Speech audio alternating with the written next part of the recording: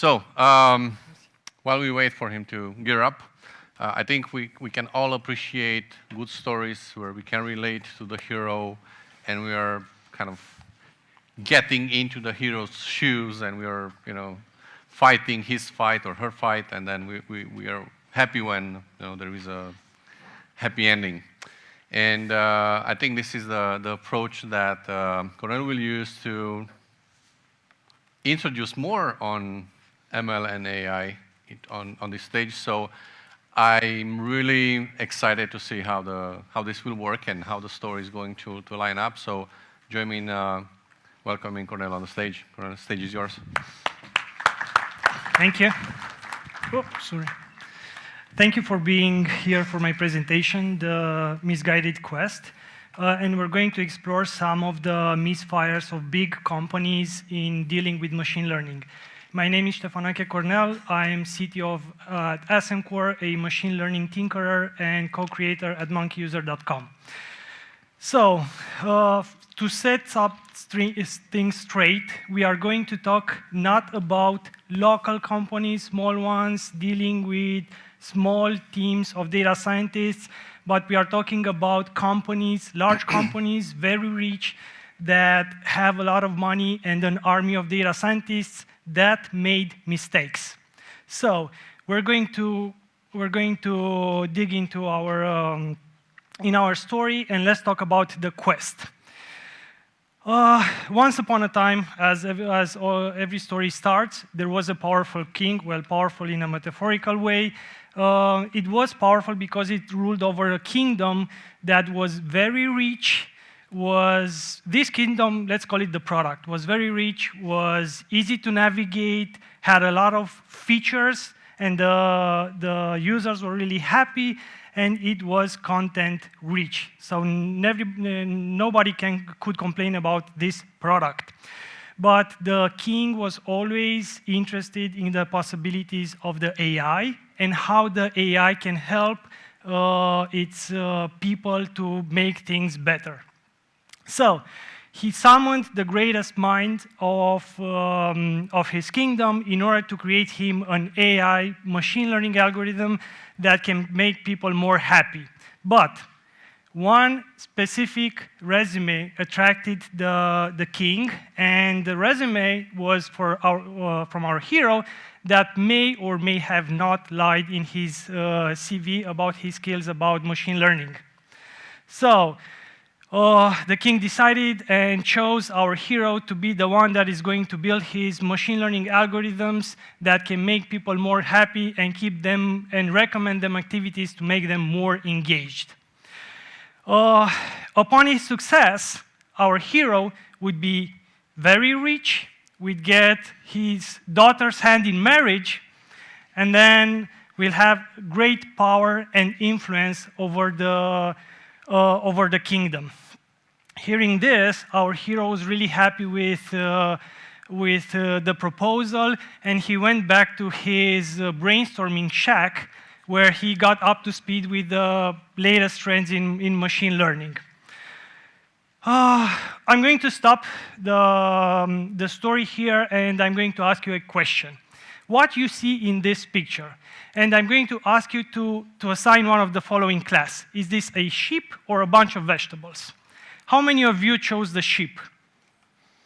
Okay, we have different opinions here. What I wanted to say is that the result of a machine learning model is a probabilistic one. You will never get a deterministic response. So be kind to your machine learning models. They are as good as their data, as complex as you meant them to be, and they are going to perform as they were trained. So, chapter 2, garbage in, garbage out.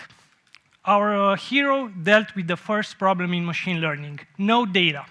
So he built himself a scraper that sent the scraper around the kingdom in order to collect preferences about its people, what they want to do, what keeps them engaged. Having all this data collected, our hero built himself a machine learning model that was really intricate, trained the data, and rushed to and show it to the king. The king was really pleased with the contraption, and he wanted to be the first one to test this machine learning model. Our hero ran the machine learning model and predicted for the king as an engaging activity to be practicing sword fighting. The king was happy with the prediction, and he asked for 3 of his closest people in the kingdom, his doctor, his best friend, and his daughter, to have their engagement predicted. But at this point, our model failed miserably. Why so?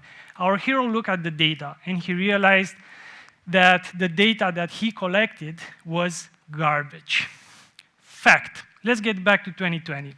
Mid-pandemic, data science was already settled. Machine learning models were already running in productions.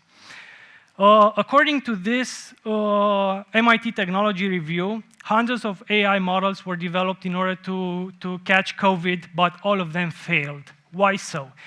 It's because of the poor quality of the data.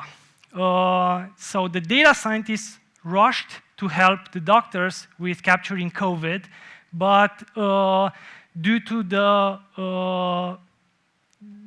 the Frankenstein status of the data, most of the machine learning model fails. So actually, there were 232 algorithms, machine learning algorithms that were built on top of those data sets. The data sets were open data sets collected by doctors mid-pandemic while they were helping the patients. So they ended up having a lot of duplicates. So the machine learning models were trained on the same data that they were tested on, so they had a false sense of accuracy. More than that, to make things even worse, people released data sets with kids' X-rays as an example for what it means to have a healthy set of lungs. So they trained machine learning models that were more accurate in identifying kids' lungs rather than COVID cases. Another example from the same era was from Public Health England Institute, which was an organization created by US government to help with COVID cases. Public Health Institute faced with another problem with their data, Excel limitations. Excel has a limitations of 1 million rows per worksheet. The problem, to make things even worse, the doctors introduced entries, COVID entries on columns, not on rows. So there is a limitation of 1,600.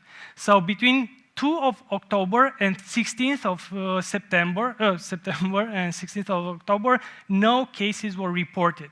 And they got a huge gap in the data set. Let's go to chapter 3, class imbalance. Well, our hero faced the disappointment of the king, and he returned to his shack to think about the data set. And he was thinking that, okay, I need to collect better data. I'm going to do it myself manually. So what he did, he went to his favorite places and collected that data, get back to the same model, retrain it with manually curated quality data, and rushed back to the king. The king was saying, okay, let's run this algorithm on the same data set that it failed again. So the model was executed, and again, it failed even worse. Why so? So, since our hero collected the data from his favorite places and his friends from the Tube-Yard Inn, the big problem was that most of the data that he collected was from drunk people. So all the data in his data set was favorite activity of the people was drinking. At this point, he realized that class imbalance is a reality of our life. Actually, the other case around is a rarity. We are facing with class imbalance when training machine learning models in production all the time. Think about these 3 use cases. We have a credit card fraud transaction. Think most of the credit card transactions are legitimate, but few of them are fraud. So we have a class imbalance. The other way around, in spam, most of the emails that are sent that are sent today are spam, are just are really small amount which are really good emails. Also for ads, we trained ourselves to ignore ads.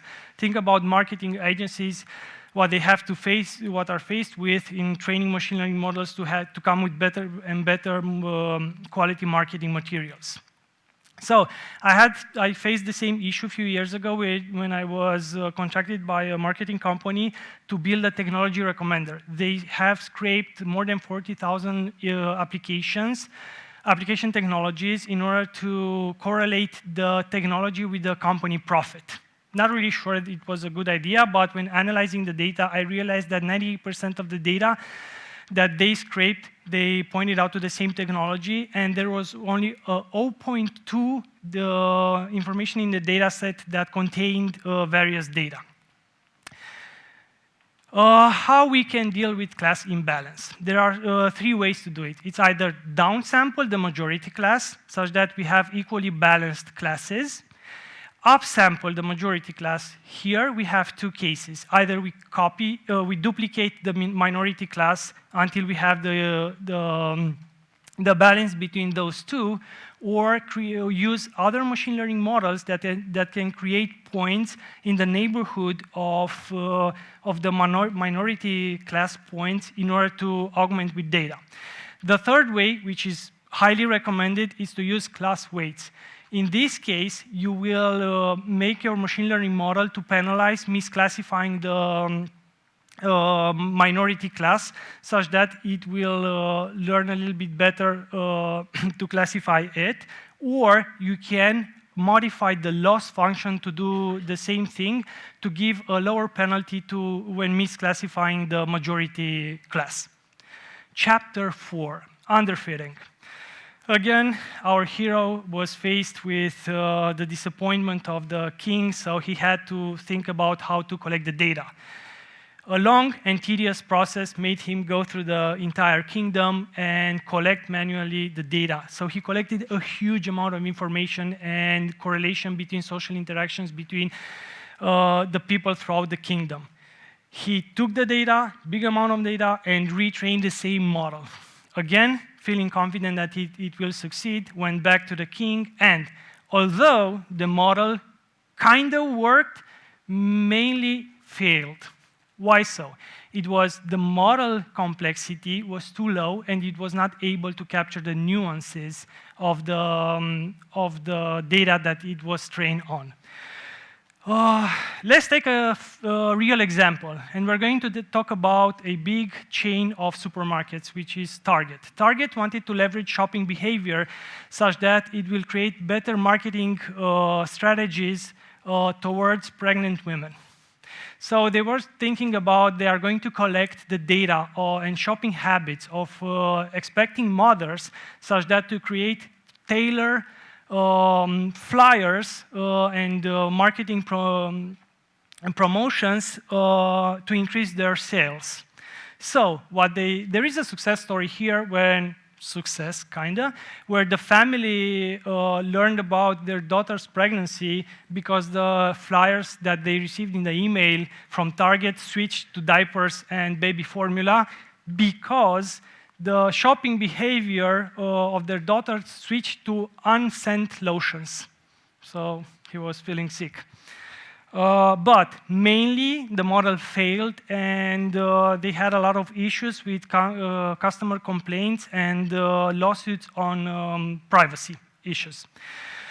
There is no talk in AI today without speaking about GPT. OpenAI released multiple models. We are going to talk about 3 today. We have Ada, which stands at 2.7 billion parameters, Babbage at 6.7 billion, and DaVinci 175 billions.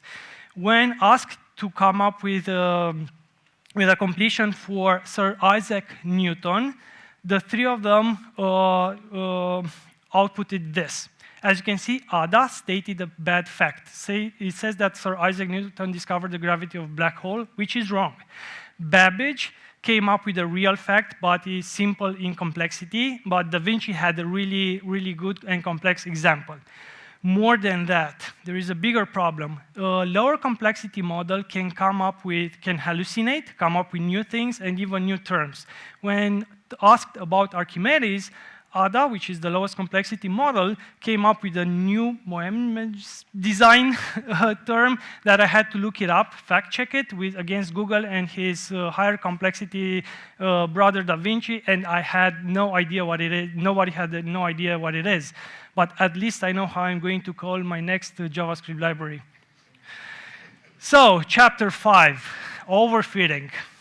Again, our hero kind of did a bad mistake again, so he had to rethink about how to re-architect the model such that he will capture the nuances of the data set. So he created a newly and improved model in his brainstorming shack and came up with a really intricate and complex set of parameter model, which worked perfectly. At this point, the king was happy, the people from the kingdom were happier, they got the activities recommended, so for a long time, our hero was in his good place. But until one point in time where a colonist ship arrived to the island. The king wanted to showcase his advanced technologies that he was using in his kingdom in order to make their people happier, and it invited the outside people to get their activity predicted. So, at this point, our model failed. Oops, sorry. Our model failed. Why so? Because it was unable to capture any nuance outside its training data set. So we have real examples here as well.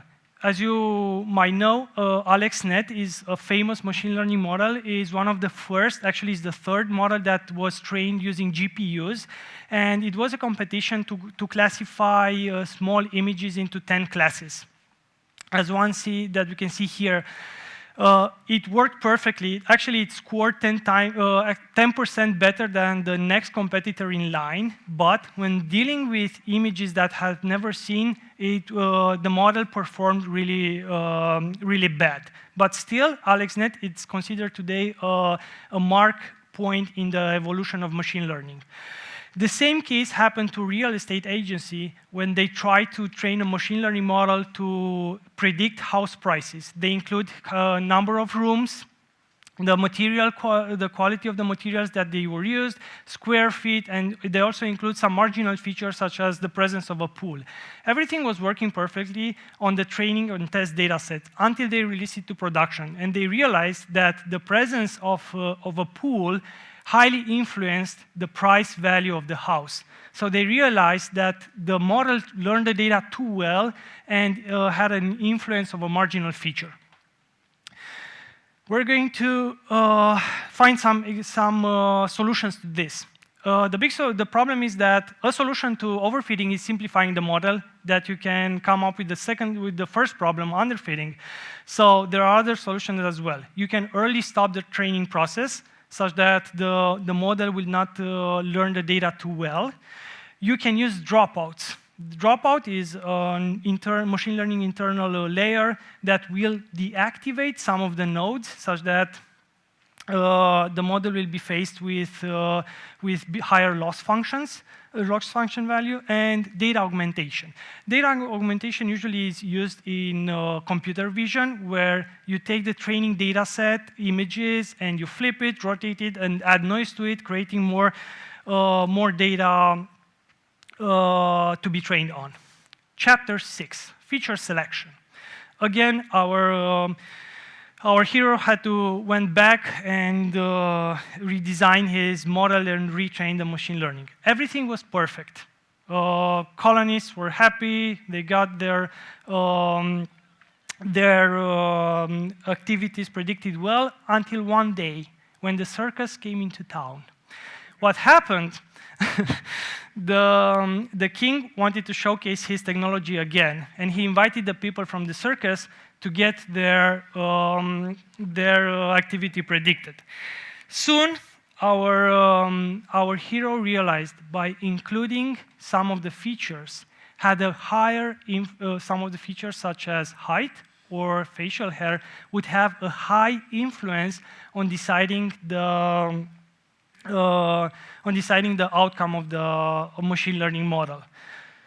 So, a real case example, it's the Kaggle dataset of Titanic survivors.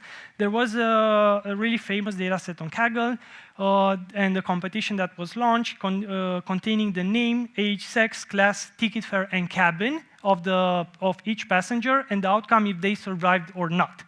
One of the contestants thought that it would be a good idea to include the name in the training dataset. So, he added this, and the model failed.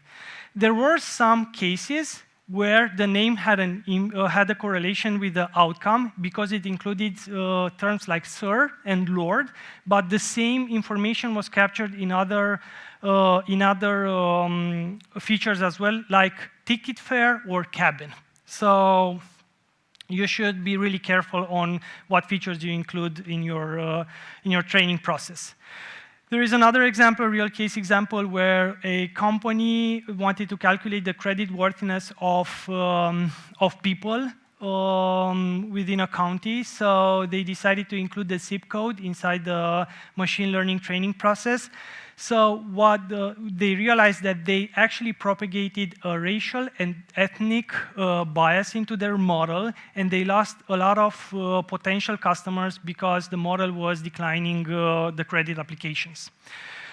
Also, a famous paper was published in Nature in 2017, and it was analyzing the cancerous skin lesions.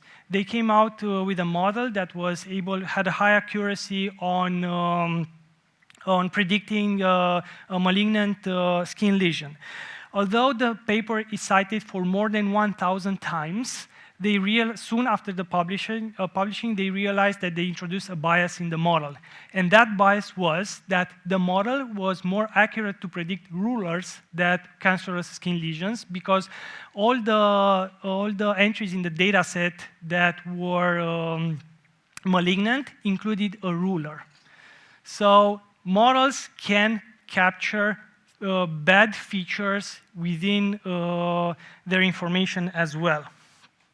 Good. Let's move to the next topic, which is next chapter, which is lack of domain knowledge. So our hero at this point realized that there is no one model to rule them all. He needs an ensemble of models to increase the accuracy of its predictions. So he developed a bunch of models that made people happy. The first, probably, and the branch in medicine that uses the most out of machine learning is radiology. And when dealing with radiology, if a data scientist is exposed with mammography scans like this one, they will quickly jump into creating a machine learning model that will classify it's either malignant or benign. But working with a specialist, you will find out that a specialist will decide the outcome based on different aspects.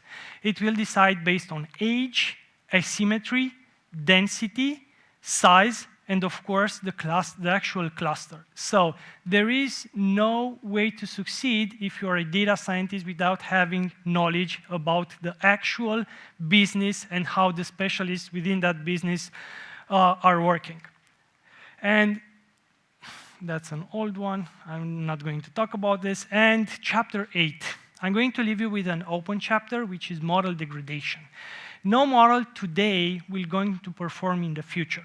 So you will have to be really careful, and you will have to create KPIs in your model measurements such that you will capture the point when the model is no longer performing. Because data is changing, user behavior is changing, and information that the model is exposed to predict is changing. So you will have to be careful when deploying machine learning models. Thank you. Thank you, our hero. If you have any questions. Thank you very much. Brilliant presentation. I'll have to give you that. Let's see if we have any question from the audience before we head out to lunch. Where's the lunch? You will find it outside. I'm sure about that. PowerPoint. So all the images are hand-drawn by myself. Nice animations. Thank you. Okay, having said that, Thank you. we thank you again. Yeah, I'll take this out.